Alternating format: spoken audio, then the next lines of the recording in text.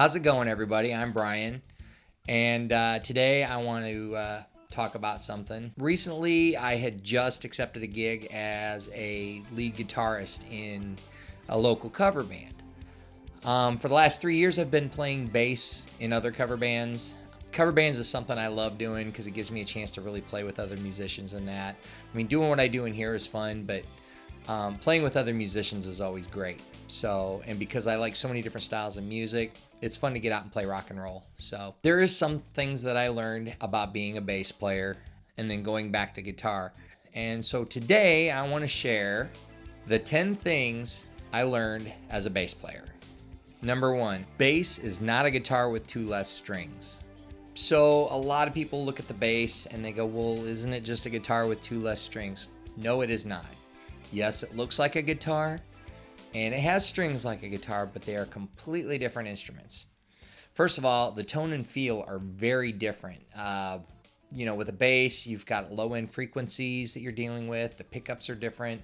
The way you run the signals is similar but different.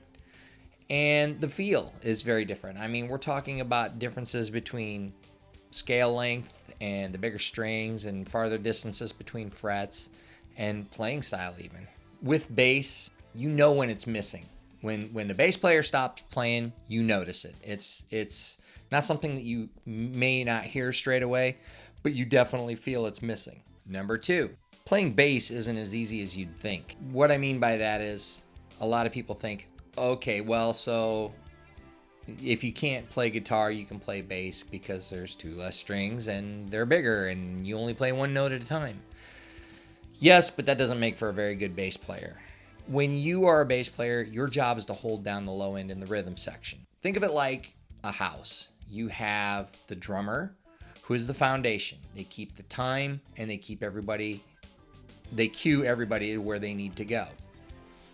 And then you have the guitars and maybe keyboards, and they're like the bricks and the studs and the walls and that kind of stuff. You know, they're the ones that provide the structure for the song.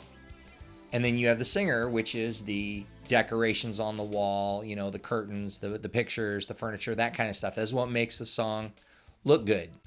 Well, the bass is the mortar between the bricks. It's what keeps the guitars anchored to the drums. It's what makes the rhythms of the guitars tie in with the timing of the drums. That's the job of the bass player.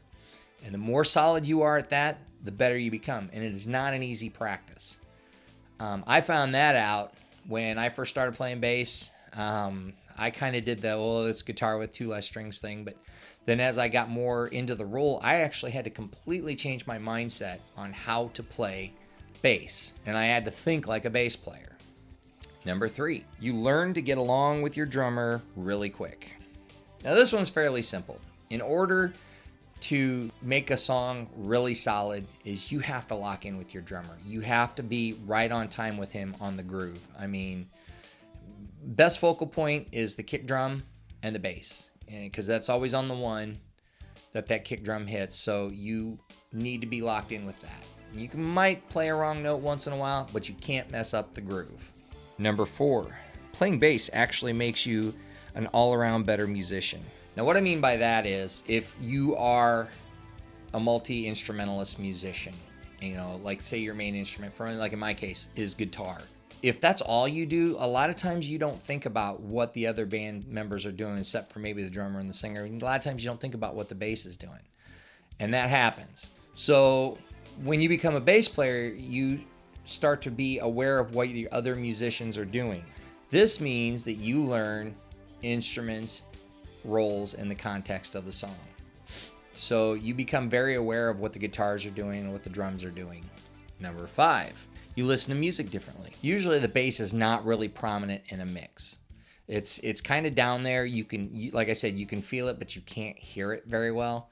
And you'd know if it wasn't there. So it really forces you to dissect a song down so that, number 1, so you can hear what the bass is doing. And number 2, you can hear how it interacts with the other instruments. Number 6, you learn to put your ego in check. Okay, unless you're the vocalist playing bass, or Geddy Lee for that matter, you learn to take a backseat to what the guitarist and the singer are doing.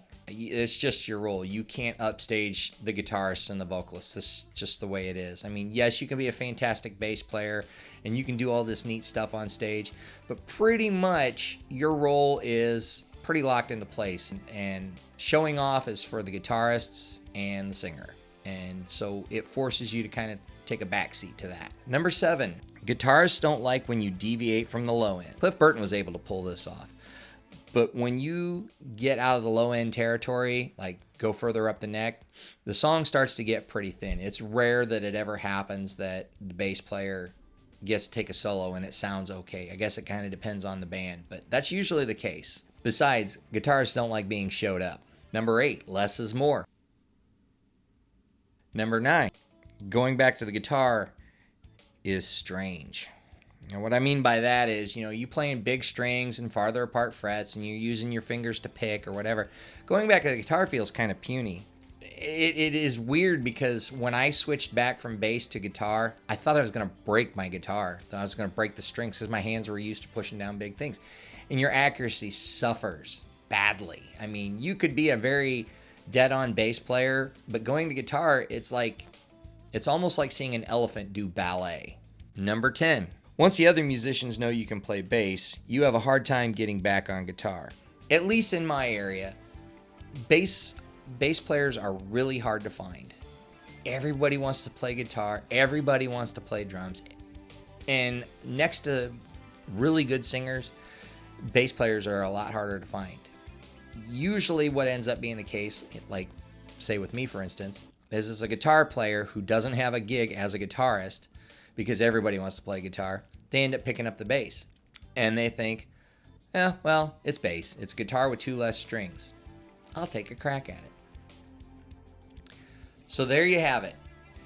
Top 10 the 10 things I learned being a bass player. Now, these only apply to me, but I'm sure that there are others of you out there that have experienced something very similar. So if I've missed something or you want to make a comment as to things that you've learned being a guitarist or another instrumentalist who's gone to playing bass and then back to your original instrument, leave me a comment in the comment section below and tell me your story.